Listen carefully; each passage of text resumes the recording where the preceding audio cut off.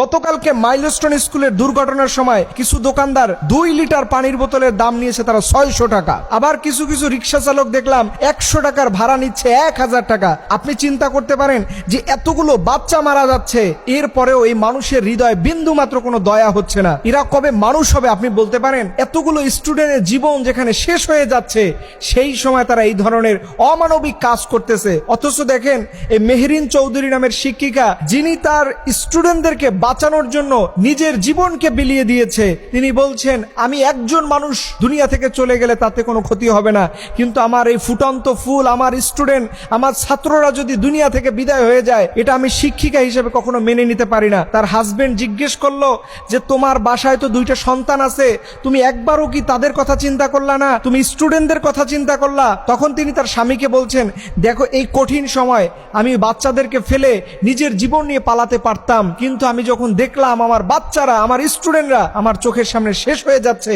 আমি ওই সময় নিজেকে ধরে রাখতে পারি নাই। এর জন্য আমি আমার বাচ্চাদের কথা তখন ভুলেই গিয়েছিলাম। এবং আপনি জেনে আরো অবাক হবেন, লেফটেন্যান্ট তৌকির ইসলাম, যিনি চাইলে একটা বোতাম টিপ দিলে নিজের জীবন সেফ জোনে নিয়ে যেতে পারত, চাইলে তার ফ্যামিলির কাছে ফিরে আসতে পারত, অথচ তিনি ভাবলেন যে আমি যদি এই মুহূর্তে বিমানটাকে রেখে চলে যাই, কোন জায়গায় পরে কত হাজার মানুষের জীবন চলে যাবে।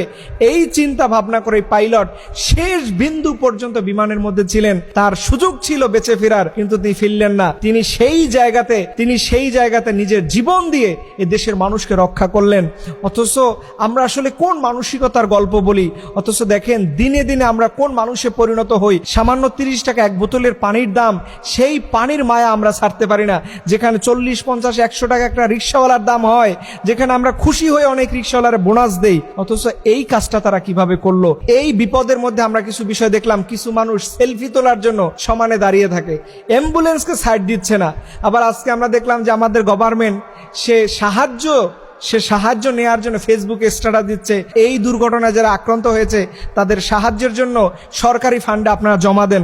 অথচ এই সরকার, ডক্টর ইউনূসের সরকার, গত কয়েকদিন আগে নিষিদ্ধ পল্লীতে 2 কোটি টাকার উপরে অনুদান দিয়েছে, তখন তার সাহায্যের দরকার হয় নাই। এই নিষিদ্ধ পল্লীতে তার টাকা দিতে ভালো লাগে, অথচ এরকম বাচ্চারা দুনিয়া থেকে বিদায় হয়ে যাচ্ছে, তাদের জন্য তার খয়রাত চাওয়া লাগে। এটা আমাদের জন্য অত্যন্ত দুর্ভাগ্য এবং লজ্জার যে ওনার মতো একজন মানুষ থাকার পরেও এই জাতীয় খয়রাত চাওয়ার অভ্যাস ওনার মধ্যে থেকে যায় না। একটা কথা মনে রাখবেন, সবার জীবনে সারা জীবন বিপদ আসবে না। আজকে আপনি যেই আচরণটা করবেন, এইটা আপনার জেনারেশন টু জেনারেশন এটা ভোগ করবে। আজকে আপনি মানুষের পক্ষে দাঁড়াবেন, আল্লাহ তাআলা আপনার পক্ষে কাউকে দাঁড় করাবে। আজকে আপনি জুলুম করবেন, দেখবেন আল্লাহ আপনার বিপক্ষে কাউকে দাঁড় করিয়ে দেবে। এর জন্য খবরদার, মানুষের বিপদের সময় কখনো সুযোগ নিতে যাবেন না। আল্লাহ রাব্বুল আলামিন আমাদের যে সকল স্টুডেন্ট, যে সকল শিক্ষক শিক্ষিকা সহ যারাই এই দুর্ঘটনা আক্রান্ত হয়েছে, আল্লাহ তোমার গায়েবী মদদের মাধ্যমে আল্লাহ তাদের সুস্থ করে দাও। আল্লাহ রাব্বুল আলামিন যেন তার সিফাতি নামের উসিলায় তাদের সুস্থ করে দেয়। সবাই বলুন আমিন।